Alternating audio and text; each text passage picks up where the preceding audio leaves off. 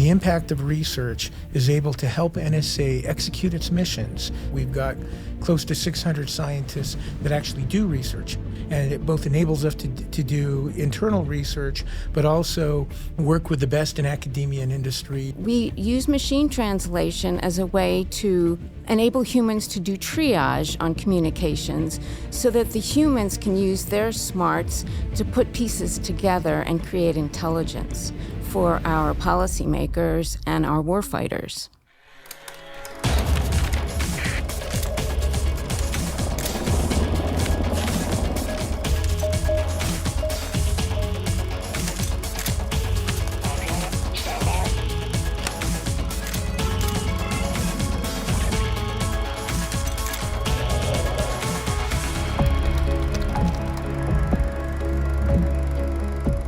Welcome to the latest edition of No Such Podcast. I am one of your hosts, Brian Fassler, and joining me, Cam Potts. And today we are going to talk about research and development at NSA, and we have two very special guests joining us. Gil Herrera, who is the Director of Research, and alongside him is Dr. Kathy Baker, who is from the Computer and Analytic Science Research Group. Welcome to you both. Thank you. Thanks for having us. Gil, Kathy, why don't you tell us a little bit about yourselves? I'm a researcher in the Computer Science Research Office, and my specialty is natural language processing. I've been doing that at NSA for about 21 years now, and prior to that, I worked in industry and in academia. Awesome. Yeah, and I've been at NSA about just under 3 years, although I worked with NSA for about 30 years.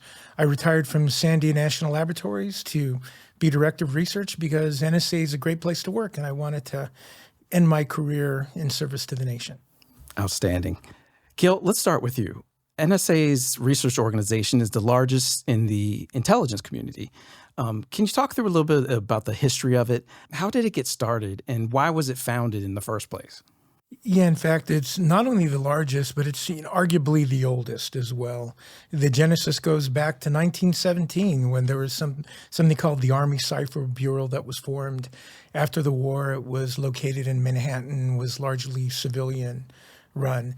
And so the initial stages of research was all around math and cryptanalytic research, the math for how you encode signals, and then cryptanalysis is kind of how you decode. Both are the two big things that NSA does. But in terms of a more broad research portfolio that expanded beyond mathematics, that came about only 18 months after NSA was first founded in 1952, when the NSA Advisory Board said, hey, you guys are too insular.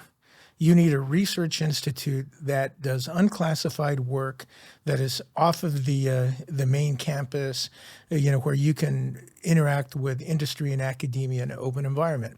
And so in 1956, the Laboratory for Physical Sciences was founded at College Park. So it was located on the University of Maryland campus. It's had a few different locations, one of which is now Starbucks, but it's had a few locations, and it's now on the campus. And that's really the genesis of a dedicated research organization.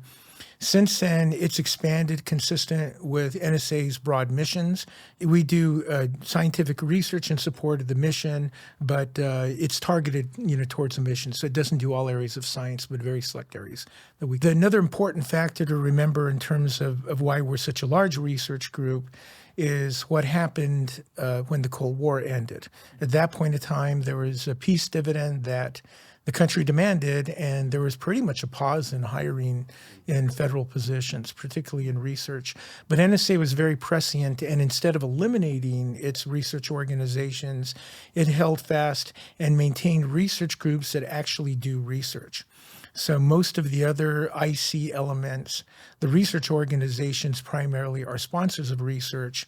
What NSA did was preserve the funding such that we've got close to 600 scientists that actually do research, still partner extensively, with academia and with industry, but we have bench scientists like Kathy that are experts in their field, and it both enables us to do internal research, but also to work with the best in academia and industry, and more importantly, get the best in academia to send us their students so we backfill with, the Kathys of the world. So, Gil, I think that's amazing that we have not only the largest, but the oldest research organization in the intelligence community. So, I'd be curious to know, how is the research organization organized? Who are the wonderful people in the research projects that make up this organization? Yeah, well, I won't talk about all the research projects. There are too many to talk about. Okay. But when I think of the research organization, it's structured very much like a technical university. And so I'll go through the different academic departments. The first one is a math research organization, which, as I already mentioned, is arguably over 100 years old. And it is one of the main reasons why I left my cushy national lab job to come and serve as research director. Is it really is, among the top math research groups in the world. Right up there with any other program, globally. There are some adjuncts that I'll talk about when I talk about partnerships, because it's not just the internal math research program, but a couple of FFRDCs, in other words, a couple of external labs that are operated for us that do math research. So strong math department. Strong cybersecurity department. We have a laboratory for advanced cybersecurity research. Has a broad portfolio in cybersecurity. There's the Laboratory for Physical Sciences, which I already mentioned was the first dedicated non-math research group. It was, founded at the University of Maryland. And while we have people working in classified spaces, most of the work is unclassified, and with a focus on cold matter physics, quantum physics, and RF and other forms of physics, and looking at what comes beyond CMOS.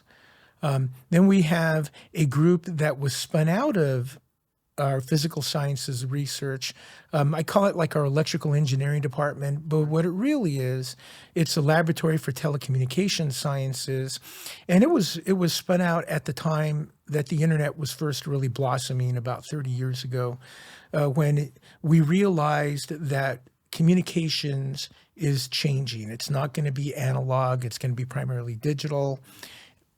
While there will still be over-air communication, now it's going to go over cables and fiber, and that we really needed to understand the underlying physics of modern telecommunications at the physical layer. So we formed that.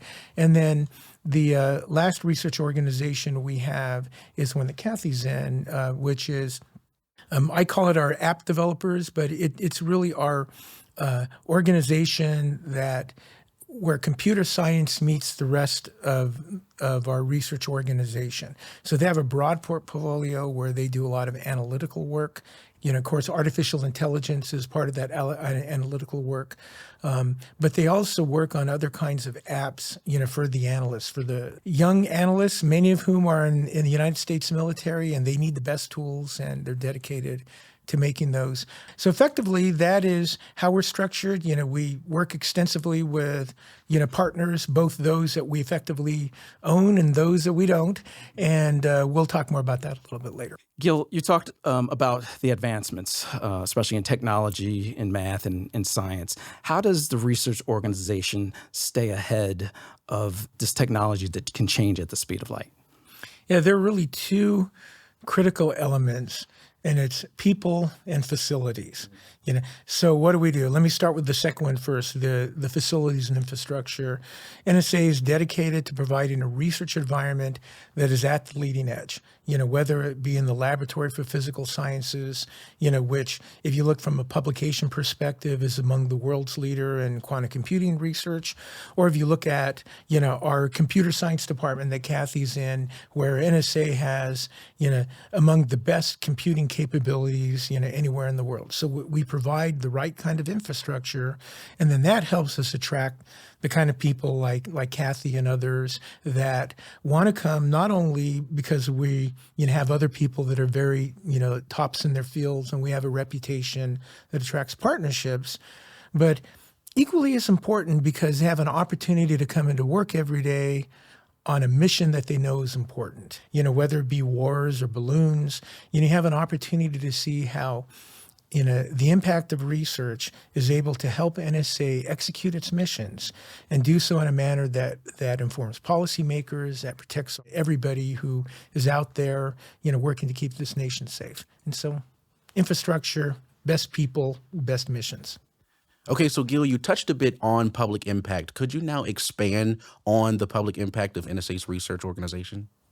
Yeah, I wish I could expand on all the things that I can't say. I mean, I'd love to tell you about, our work to understand, the Holy Grail and the Ark of the Covenant. But let me focus in on kind of the publicly available things that we do in research, and there are three kind of big ones that people may be aware of. And let me start with the very first open source release of software by NSA. And yes, NSA releases open source software. Some of the most downloaded and impactful software has come from NSA.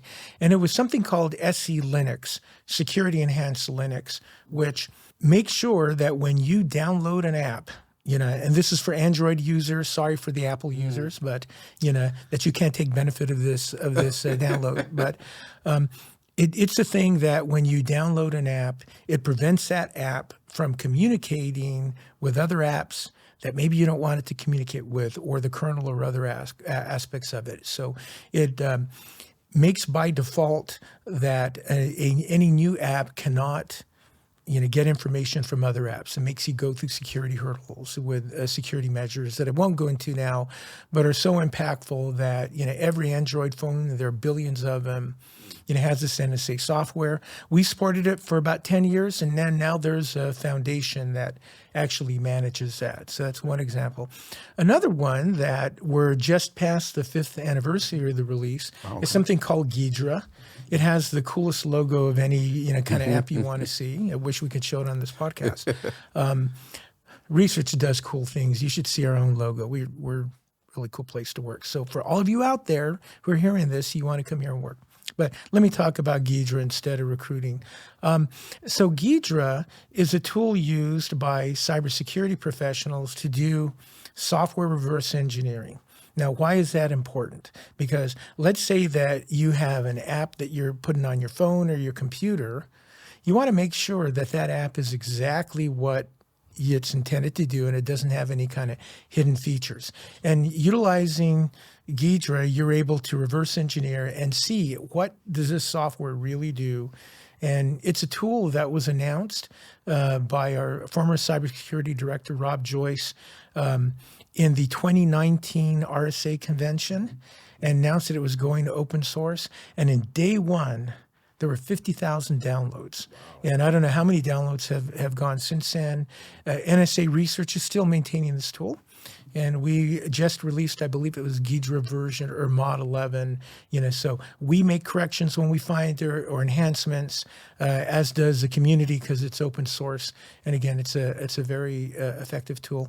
I'll mention one other way that we interact, and it deals with the Science of Security Lablets. Now, this is something we formed about 10 years ago. Research activities, focused research in cybersecurity. It first started off with about 6 universities. We've expanded it, so there's a broader impact, in the academic realm. It has, I talked about research being cool at NSA. It has a coolest conference name, Hot Sauce. And in this conference, they discuss a number of science of security topics, and so it varies across the whole realm. But I've noticed a trend of late, and it's that there's a lot of papers on artificial intelligence. Okay, but NSA's been doing AI since before AI was cool. In fact, in presentations, give a lot of presentations on this. I could see work in the 1960s on some math advances, something called the hidden Markov model. And in the appendix to this podcast, we'll explain that in detail. But okay, but all the way through NSA founding with NIST in like 1984, the first intergovernmental AI workshop and working group.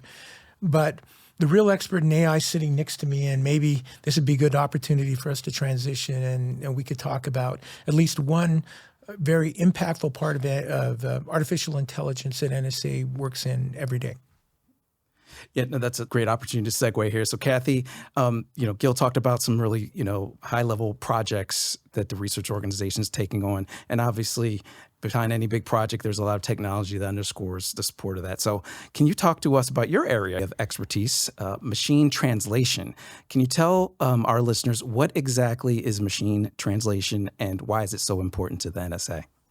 Sure. Machine translation is when a computer program translates a language that we speak into another language. So think of it as foreign language translation. And it's important to NSA because we collect vast amounts of foreign communications, and we need a way to represent those in a way that we can understand quickly and find nuggets of information in.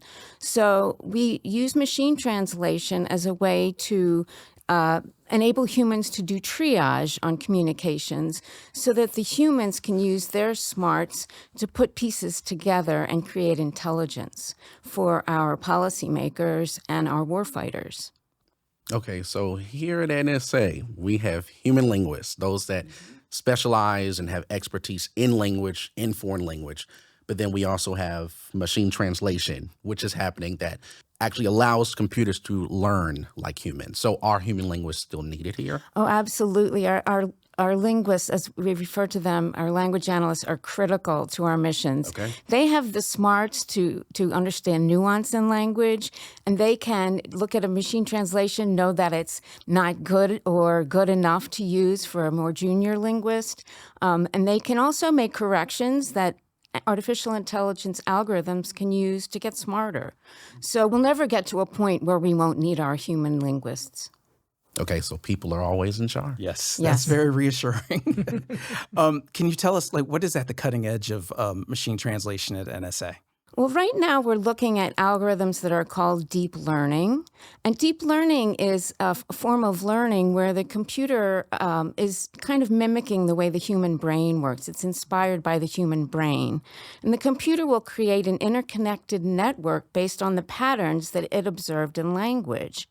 And the output of this deep learning process is something called a language model. So we're using language models to model the way that we speak, and that in turn leads to machine translation. Okay, so language models. Could you break that down a bit more and just maybe give us an example of what a language model might look like? Sure. So the hot topic in our field that probably our listeners are well aware of is something called large language models, or Okay. LLMs. And a great example of that is ChatGPT. That's kind of the one okay. that people are most familiar with, but there are many others. They're coming on the scene daily. It's a big area, and I'm very excited to come to work because this is what I get to tackle every day. But LLMs, what they do is they have consumed a lot of language, learned the patterns, as I said, and they're able to predict the next word or word sequence based on what it's already learned. And in fact, LLMs seem to have an innate ability to learn to translate without being explicitly told to do that. And LLMs' abilities are growing every day. Okay, so will large language models or LLMs, as you explained it, will they be useful for machine translation here at the agency? Yes, that's the area that I'm personally looking into with my team. We have certain machine translation models called neural machine translation. They came on the scene in about the year 2015, roughly, and they've been very successful, and those are the kinds of models that we use today. But LLMs are getting better and better at translation, so part of my job is to research the latest algorithms and models to see what we might be able to use at NSA and to work with academia and companies to come up with the best solution for us. One thing we're proud of in our Computer and Analytic Sciences Research Group is a culture of evaluation. We're focused on evaluations to see how well our programs are working. And we have a history of doing language model evaluations going back to speech processing and now for machine translation. And what we want to do is make sure that when these programs are in use by analysts, that analysts can have confidence in them. Because it's very important that we get things right. We must get things right for the nation. And so if our analysts are not confident in it, then they won't be a useful tool for them. And I think that goes to your point of that, humans are always going to be involved in this process. So, Gil, just a really basic question. What is quantum computing? Simply stated, a quantum computer is a new class of computer that, unlike today's digital computers, which can operate on one thing at a time, a quantum computer can exploit quantum mechanics and a few quantum mechanical principles where they can perform many calculations simultaneously. Now, unfortunately, when they're done computing, you take a measurement and you only get one answer.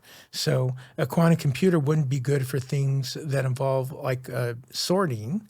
But because you get a single answer, it's good for things like searching, And there are a few other things it's good for, one of which is simulating how molecules interact. And it's really good for applications in chemistry and material science. But because of a paper published in 1994 by a gentleman named Peter Shor, it's also good for finding prime factors of numbers and for something called the discrete logarithm problem. And unfortunately, both of those two problems are difficult math problems in one direction and easy in another that serve as a basis for modern public key cryptography. So when you see HTTPS, when you're going to buy something on Amazon or some other provider, then it's those two problems that are utilized to secure your credit card when you make that financial transaction. And so that's why NSA and pretty much everybody else who's worried about information security is interested in quantum computing. So essentially, quantum computing is, in comparison to a classical computer, a supercomputer. I wouldn't exactly call it a supercomputer because a supercomputer is generally thought of as something, a computer that can solve all classes of problems. With a quantum computer, there are just a few problems that it could solve. Unfortunately, one of them is this prime factoring. There are a few other algorithms that have been published. I mentioned search a little bit ago. So for search applications, it can do quantum chemistry pretty well. It's believed that you might be able to do something called optimization problems. The traveling salesman, if you're familiar with that problem, is one class of optimization problems. There's hope that it could solve a number of other problems, and there's exceptional researchers around the world looking for other applications. But right now, because of the complexity of how you operate a quantum computer, there are just a few algorithms. It's just that the criticality of those algorithms is really high. Sure, break the internet. But if you think about the material solutions, and this is one of the great optimisms for quantum computing, the real killer app from a materials perspective is something called the nitrogenase fixation. And without going into too much detail, the importance of that particular algorithm is it will show how some plants can create their own fertilizer. And right now, depending who you believe, somewhere between a few percent and close to 10% of the world's energy is used to make ammonium nitrate fertilizer. And so if we can crack a way to do it where you don't have to have high pressures and high temperatures, which the present method of making, the Haber-Bosch process is called, the present method of making ammonium nitrate fertilizer, that'd be a real great energy saver and important to climate change. So we know that quantum computing is in the research organization's wheelhouse.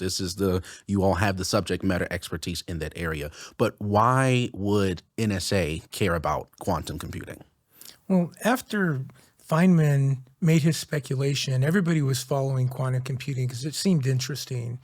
But it wasn't until Peter Shor published a paper that came up with an application other than doing fundamental science or doing molecular chemistry that kind of scared everybody. And what the paper was, it found a way using a quantum computer to rapidly determine the prime factors of very, very large numbers. Now, why is that important?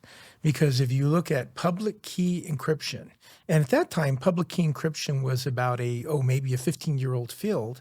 But once, people first started using the internet, they realized that they needed a way to secure information where you don't know the person you're talking with. So is there a way where if you and I agree that we want to share information, can we have a way where just you and I can exchange keys? It's called public key encryption. And that would facilitate commerce on the internet, this emerging thing called the internet.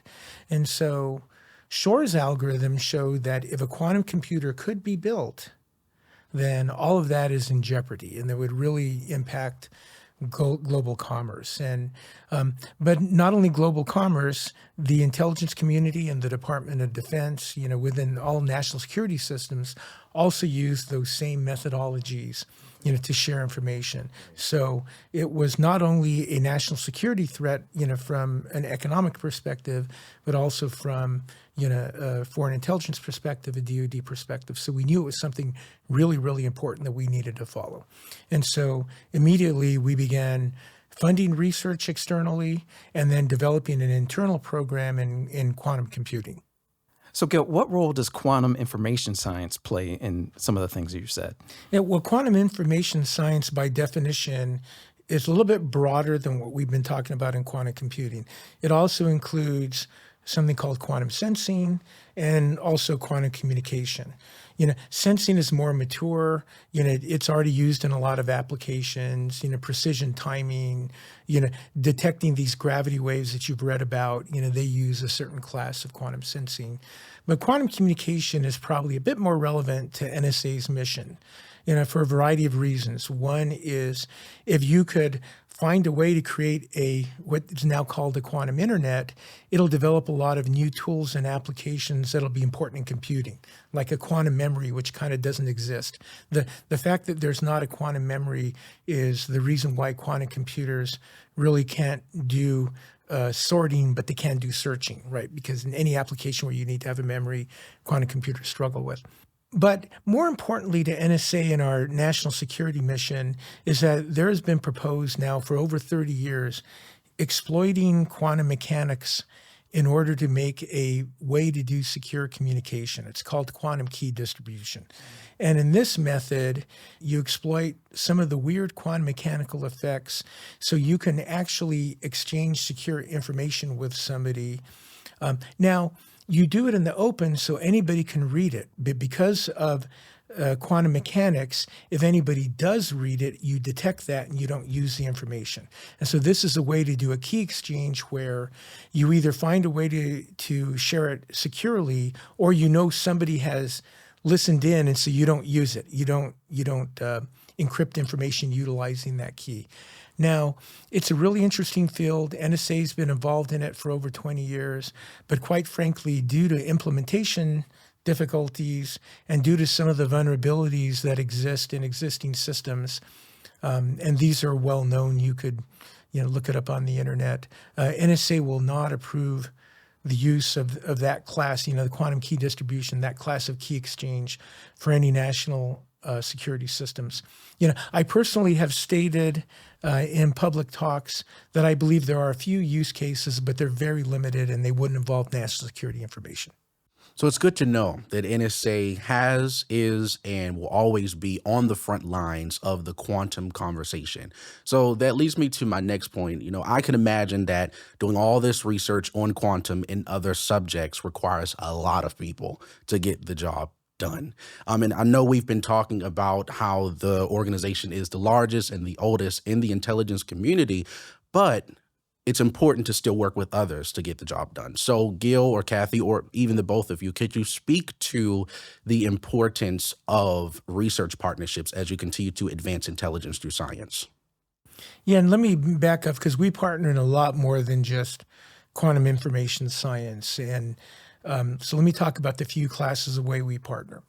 The first one is we actually sponsor research institutes that are external to NSA. There's something called the Institute for Defense Analysis, which is kind of an umbrella organization. It's a private sector organization, but its customers are governmental. And through them, we sponsor 3 different research institutes. One of them is, they're not directly associated with the university, but 2 of them tend to be co-located with the university. One is at Princeton, It's been sponsored by NSA Research since the late 1950s, and they do research in mathematics primarily around cryptanalysis. During the 1980s, we expanded to two other research institutes sponsored under the Institute for Defense Analysis. One is in La Jolla, in a business park associated with the University of California, San Diego. And again, they do primarily cryptanalytic research. The third one is in Bowie, Maryland. And what they do is more multidisciplinary research on how you take math advances and then turn them into real applications on computing. They also do some work on edge computing, so it's not a lot about our big computers. It's about how can you make efficient algorithms that'll run on small computers. And that's one example out of our math organization. We already talked about Science and Security Lablets, where we sponsor cybersecurity research in a number of areas. We talked a bit about our work in quantum computing, but now's the time I think I should talk about our qubit collaboratory. So under the Laboratory of Physical Sciences, we probably have our largest academic program and the broadest one because we solicit everything from applications for sponsoring graduate school or a postdoc, all the way through very large collaborations. And so if you Google or Bing or any other search algorithm, the term LQC BAA, or you could even say a qubit collaboratory BAA, you'll find a link to where you could make a proposal. Again, we accept proposals for PhD and postdoc programs. We accept small proposals for innovative ideas that you want to have, and then full-up collaboratory proposals for these multidisciplinary programs. We presently have over 40 different universities and companies, about 11 of which are outside of the United States, and it's a very large program. On any given year, we're sponsoring over 100 graduate students and postdocs.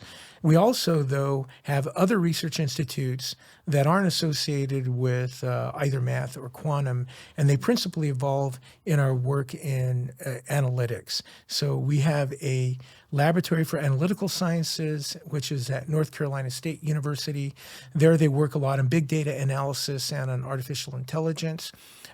It's an environment where we have government employees working side by side with academic researchers, much as the same that we do at the Laboratory for Physical Sciences. And kind of in part reflecting the importance of languages to us, we have a research institute that focuses on linguistics that does not have a lot of government employees, but if you're going to do language translation, it really starts with linguistics, which is a little bit different than languages, but understanding kind of the science of languages, and might be a good opportunity for Kathy to talk to us about, as a researcher, how do you partner? What are the important partnerships that you see? So it's very important for me to partner because we can't do it ourselves, and we have an obligation, in fact, to the American people to make sure we stay current. So I do have informal and formal partnerships with academics, frequent meetings with them, and now with LLMs on the scene, we're looking at forming some industry partnerships as well. So it's important to reach outside our walls. Awesome. Thanks for sharing that. So for the listeners that may be interested in quantum computing research or any other type of research within the organization, how would they be able to partner with NSA on that? If you search for Qubit Collaboratory or LQC BAA, you'll find a link to how to submit a proposal. If you Google hot sauce or Science of Security, NSA, SOS NSA, you'll find links for how to apply for those proposals. Okay, so LQC BAA and then nsa.gov/research. Yeah, okay. And you could find links to all those. But it behooves me to add something in partnerships because I failed to mention one of our major partners. Okay. In the United States, there's a broad network of what are called federally funded research and development centers. Okay, and there are FFRDCs, and they fall into a couple of classes. There are those that are run by the Department of Energy, which are called national labs. And then there are those that are run through the Department of Defense and other agencies, and they're just called FFRDCs. And we have broad programs leveraging all of these other government investments. So like if the Department of Energy, which now has an exascale computer, then we could leverage that by partnering with these FFRDCs. There are also a class of academically oriented but government-sponsored major research institutes, and they're called University Advanced Research Centers. An example is right near where NSA is located, the Johns Hopkins Applied Physics Laboratory, and we have extensive partnerships with them as well, because we want to be able to reach out to where the best research is being done.